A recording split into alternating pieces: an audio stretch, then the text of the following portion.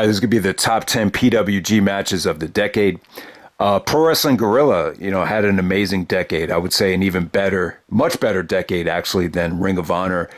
And they got off to a great start. They had an amazing run. I would say that 2011, that might have been my favorite year as far as shows go from PWG. I just remember at the end of that year, they just put on an amazing string of shows where they wrapped it up with Steen, Wolf, and then Fear.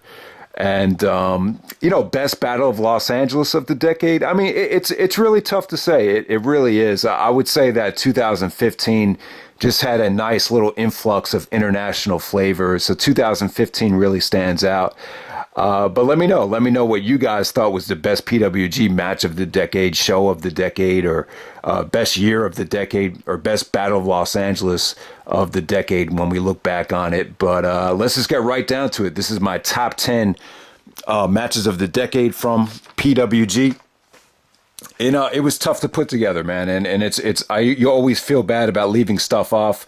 For this video, I'm definitely going to give you some honorable mentions. I'll give you like the top 5 matches that I cut at the end of the video. But let's get right down to it. At number 10, we have Donovan Dijak taking on Keith Lee. Battle of Los Angeles 2017, Night 3. And I really slept on this match when I first saw it. I think I gave it 4 stars. I think a lot of people actually gave it 5 stars. I'll say this. I don't know if I'd go with a full 5. I understand it. You had 2 big men just, wowing and making the crowd explode here.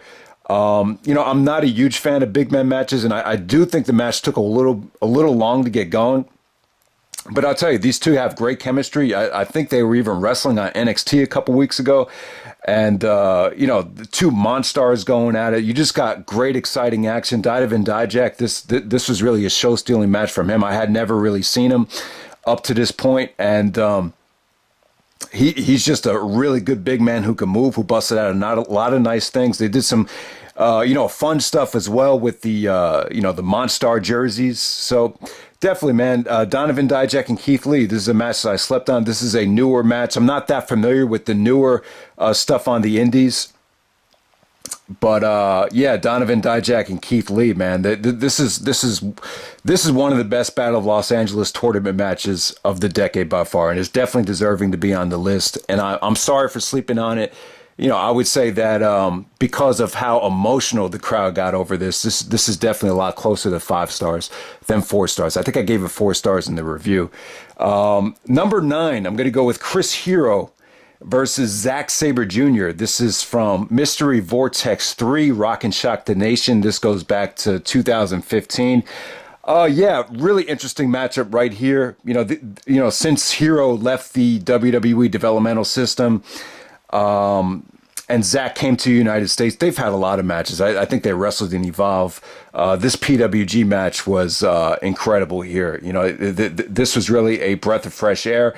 Not a very fast-paced match. You could actually argue that it was kind of slow, but really just tough to watch in a good way, I would say. Just a lot of, limb work from Hero. You saw Zack Sabre Jr. trying to dissect Hero with the submissions. If you love submission wrestling, you love seeing, stuff right out of the Heart Dungeon, you'll absolutely love this match. I just thought it was a breath of fresh air. And, not fast paced, but it was exciting in terms of the innovativeness and some of the, cringeworthy submissions that they busted out here. So that's Hero versus Zack Sabre Jr. at number 9. Number 8, I'm going to go with Guerrilla Warfare from PWG 7 all the way back to the 7th anniversary show, July 2010. We have the Young Bucks taking on the Cutlers. Man, I mean, it's been a long time since we've heard of the Cutlers. There's just been so many teams in PWG who you thought were going to take that next step and never really did. I guess you could classify the Cutlers as one of those teams. So you got Young Bucks, Cutlers, and then Paul London and El Generico. I believe the name of the tag team was Peligro at Bellas. London in this match, he you could definitely tell London was kind of on the way out at this time, but he still busted out a lot of nice things. And him and Generico, they were a fun tag team. I think they were in the DDT4 finals that year. But this is just craziness. This really set the tone for guerrilla warfare stuff in PWG. this sent a huge message that, whenever we advertise a guerrilla warfare match, it's definitely going to deliver. I just remember this being crazy, tons of great spots. Generico was just awesome here. This is one of the matches where the Young Bucks could just, prove to everyone that they could, go out there and carry a main event. And, at the time, the Cutlers were building a lot of momentum. So this is just a crazy guerrilla warfare match that, PWG just definitely delivered in this match. A lot of craziness, a lot of high spots, just great crowd, just a tremendous show, PWG 7, and they capped it off with this really, really brutal guerrilla warfare match. So that's at number 8. At number 7, I'm going to go with Kevin Steen and Akira Tozawa taking on El Generico and Ricochet, All-Star Weekend 2011, Night 1. Was this All-Star Weekend? Man, I think it was All-Star Weekend 9, Night 1. So, All-Star Weekend 8, maybe it was All-Star Weekend, I can't remember the exact number, but it was All-Star Weekend 2011, Night 1. 2011 was an awesome year for PWG, and that All-Star Weekend was just stacked. Just so many independent wrestling legends on that show. Guys like Low-Key, Claudio, Hero. But the match that stole the show this weekend was Steen and Tozawa taking on Generico and Ricochet. Steen and Tozawa, I think they had a match at the end of 2010, and since then they kind of developed like a kinship or a friendship, so they started tagging together. This is the match where, Steen and Generico kind of rekindled the rivalry in PWG. The feud was kind of put to rest in Ring of Honor at that point. Remember, Steen was kind of exiled from ROH after Final Battle, but this is the first match where Steen and Generico finally went back at it, and Ricochet was just he was on the verge of really breaking out here, and then Tozawa, his connection with the crowd at the time was just unparalleled. This had great spots. It had great tension between Generico and Steen. Then it had the amazing finish with Steen doing like a torpedo to Generico, turnbuckle first. That was a brutal finish right there. So yeah, the match, I don't really like putting random tag matches on the list, but this was so good that it just had to be on there. Plus, it stole the show at a, probably one of the most stacked, maybe the most stacked weekend of the decade for independent wrestling, definitely for PWG standards. So that's number 7. And number 6, I'm going to go with the Young Bucks taking on the world's cutest tag team of Candice LeRae and Joey Ryan from PWG 11, the 11th anniversary show from, what would this be? July 2014? And, out of all the Young Bucks matches, this just had, must-see stuff written all over it. Just different stuff that you've never seen before in wrestling. I don't think I've seen a woman, at least, for me, I've never seen a woman take this much abuse in a match. And it was fun, though. It definitely had a good feel-good moment, even though Candice took some vicious shots. The Young Bucks brought out these spike boots with like spikes on it, and they super kicked Candice right in the face, and then she was bleeding. Candice did, there was actually thumbtacks, and she actually put the thumbtacks down the Young Bucks' pants so that their balls would be rubbing up against the tacks. It was brutal stuff. Candice did a ball buster to the Young Bucks on the tacks. It was just brutal stuff, and it was just a lot of fun. Just one of those matches that just makes you say, damn, man, you never really seen anything like that. And, for Candice to get that dirty and that crazy, in a business driven by men, at least it used to be driven by men. That was definitely the best match of 2014, and one of the highlights of the Young Bucks career so far, man. That match right there. That was from PWG 11. At number 5, we have Will Osprey, Ricochet, Matt Sydal taking out Mount Rushmore of the Young Bucks and Adam Cole. This is from Battle Los Angeles 2016, Night 2. The amount of talent in this match is just insane. I don't know if we've seen a 6-man tag this decade with this much talent in it. Who's the weak link in this match? That would be a huge debate. But this is just crazy stuff. There's so many spots and so many moments I could go over. Now, when you think of this match, you think of it as the Meltzer match. I believe this is like the first PWG match that Meltzer ever gave 5 stars. I believe he was there in the crowd. So, it kind of sucks that when you think of this match, you think of Meltzer and not the guys that really busted their ass and really, put on a great display here.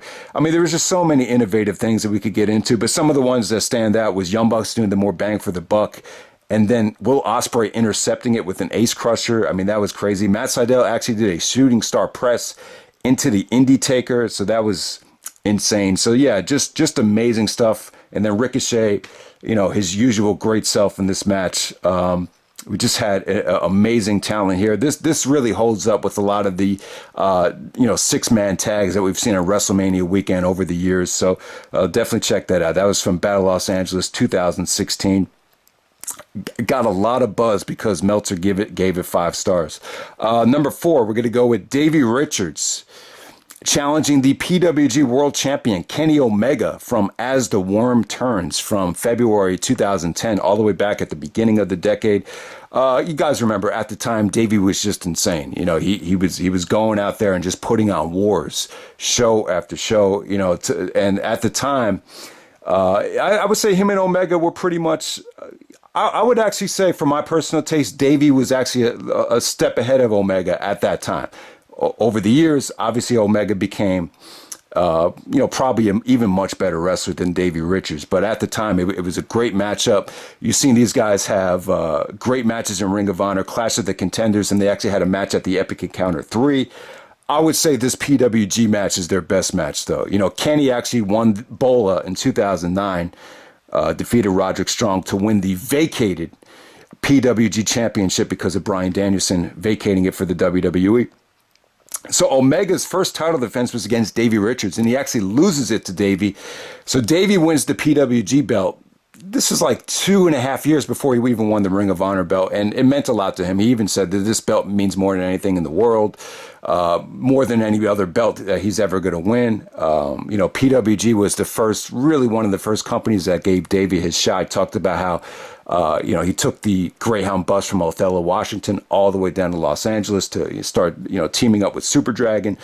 So Davey's road to glory in PWG was very, very long fought. I mean, it took him 7 years to win the PWG title, and he didn't take it lightly. He got very emotional. The match was just awesome. Just amazing stuff. Great counters, great suplexes, just great sequences. Obviously, they did some creative stuff with the Kreutz Wrath, Davey locking in the Kimura out of nowhere. It was just, the Omega stuff around that time is a little bit too comedic for me. So some of his matches, there's a little bit of comedy, and then towards the end, they get very serious and they get very exciting. But Davey versus Omega from 2010, that still really holds up. I put that at number 4. At number 3, I'm going to go with the Young Bucks versus Super Smash Brothers versus Future Shock from Three Men Just 3. Ladder match here. What can I say, man? But just, crazy, insane stuff. Some of the most memorable stuff of the year because of the referee. Rick Knox and the Young Bucks were like in the midst of a feud. And during the match, Rick Knox actually got his revenge on the Young Bucks. He actually got busted open. He was bleeding. You see it in the DVD cover here. Super Smash Brothers were hot. They actually were the tag team champions. They successfully defended the belts. They did some crazy stuff with the ladders here. The Young Bucks doing like the Terry Funk. I think it was Nick Jackson doing like the Terry Funk inspired spot from Barely Legal. Actually hitting his brother right in the face as well. But like I said, guys, I remember there's reports that the Young Bucks were like hurting and really like shaken up after matches like this. So you just got great talent there. All 3 teams put it all on the line. Most people probably have this as the PWG match of the decade. It was that good. That's from Three Men Just 3, which is basically the 9th anniversary show for PWG. For some reason, every 3 years they were calling the anniversary show Three Mendes. So Three Men Just 3 was from 2012, July 2012, the anniversary show right there. Guerrilla Warfare? Or I think it was actually a Guerrilla Warfare match. I don't believe it was a ladder. Well, maybe was it a ladder match? God, I can't remember. Yeah, but you know what? Actually, I don't think it was a ladder match, but they used a shitload of ladders in it. I should really remember. I believe the finish was Super Smash Brothers getting the pinfall. So no, I don't believe this was a ladder match. Number 2. We have Roderick Strong taking on Zack Sabre Jr. from Don't Sweat the Technique. Yeah, just amazing stuff here. So Roderick actually became the PWG champion. He defeated Kyle O'Reilly at the end of 2014, and Zack had just come over from the UK on a more permanent basis. He was coming over more frequently, wrestling in Evolve and then in PWG here. And yeah, I mean, they just tore it up. The name of the show was actually called Don't Sweat the Technique. So they took a very popular song from Rakim from the early 90s. And it was fitting because Zack's technique was so amazing and innovative and just a breath of fresh air that, you know, Don't Sweat the Technique. I mean, just a perfect name for the show. I mean, there was just so many great moves in this match from both guys, so many great sequences. Now, Roderick, you know, Roderick took a lot of shit when he was Ring of Honor World Champion, you know, because of his mic skills. But, you know, the guy was so good in the ring that there was even a time around this time I thought, you know, why not just put the belt back on Roderick? Because he's the best choice as far as, you know, getting people to buy shows for great matches. And that's what PWG did right here. You know, Roderick had a nice little PWG title reign for that 2015 going into 2016 year. He had a lot of good matches, even some matches I almost didn't want to cut. But, you know, him and Zack made for amazing chemistry here. This is their first match. Roderick actually won with the stronghold, but there was just some really beautiful bridges by Zack. I mean, some just must-see bridges here. Must-see submissions from both from Zack as well. Just great sequences here. The only gripe I have with this match, watching it back, the close-up angles, they seem like they're in fast forward. And I don't remember that when I first watched it. I don't. Maybe there's something wrong with my player. I don't know what the deal was. I just don't remember all that fast forward sequences. Maybe they were just going so fast that it just seemed like that. I have no idea what the deal was. But that's Roderick Strong versus Zack Sabre Jr. Don't Sweat the Technique. They actually had a match the next year, All-Star Weekend, where Zack actually dethroned Roderick for the PWG title. But yeah, that Roderick-Zack match from 2015, awesome stuff. Number one, I got Chris Hero versus Akira Tozawa, Battle of Los Angeles 2010. Just an amazing match right here. This is what you call a star-making performance. And you know, Hero at the time, you know, if Hero found a way to maintain this physique and this type of conditioning as he went to the WWE, I mean, the guy was so good. He's so good at this time. And you know, I realized that a lot of why Hero did not get pushed in WWE had a lot to do with his, number one, I guess his attitude, and number two, the conditioning too. I mean, the whole thing with him with the basketball jerseys, it's just, you know, he was only going to go so far. But if, like I said, like if Hero could have found a way to, you know, this Kings of Wrestling Chris Hero, if he could have found a way to kind of bring this physique over to the WWE and stay clean, I mean, the sky would have been the limit for him. And, you know, Tozawa was just star-making performance. You know, Tozawa ended up connecting with the crowd like you would have never seen before. Just got very emotional. Some of the kickouts, the crowd was just screaming because they just didn't expect it. They just created magic, man. And I love the ending, too, with you know, Hero was so emotional that he just hugged Tozawa, and you could just feel it. It felt genuine. It just felt like they created something that once in a lifetime type of spark that you just very rarely see. And, you know, Hero and Tozawa created it. Battle Los Angeles 2010. I still get goosebumps watching this match. So that'd be my PWG match of the decade. Chris Hero, Akira Tozawa, Bola 2010. All right. So I'll give you some honorable mentions. Definitely check out Davey versus Hero from PWG 7. I really love that match. And loved Davey's reaction after the match was over. He got on the mic and he said, "Holy shit," because he took so much abuse from Hero's elbows. So yeah, that'd be another one. Steen versus Generico from Steen Wolf, the ladder match. When Generico wins, he actually pulls down the vent. Yeah, that could have easily been on the match. But, you know, Steen and Generico has been done so many times in Ring of Honor that, I don't know, I just wasn't feeling putting it on the list. I mean, this is one of their better matches. I would say besides the final battle match, the Steen Wolf ladder match, that might be number 2 as far as matches on the Steen and Generico pantheon. Michael Elgin versus Johnny Gargano. That's another Bola match from 2013 that I was really contemplating putting on the list. I love it when they were battling for the crossface and the Gargano escape. That was a great sequence. Elgin had a nice run in PWG. He really did. Both Elgin and Gargano had some really good matches, and their match from 2013, definitely one of the better Bola matches of the decade. Kyle O'Reilly versus Ricochet. Remember, O'Reilly had that great showing at Black Hole Sun where he defended the title against Ricochet, and then he lost it to Roderick Strong in the following match. But yeah, O'Reilly and Ricochet was another honorable mention. And yeah, I mean, that's pretty much it, guys. I thought PWG had a great decade. These would be the top 10 matches of the decade. And look forward to more stuff, man. WWE 2012 pay-per-view rewind. Then we'll do top 10 WWE and NXT matches of the decade, and maybe even top 10 movies of the decade. I already did the top 30 hip-hop albums of the decade if you haven't seen it. And yeah, definitely a lot more stuff will be coming by the end of the year. And thanks for watching, and hope you enjoyed the list. All right, bye.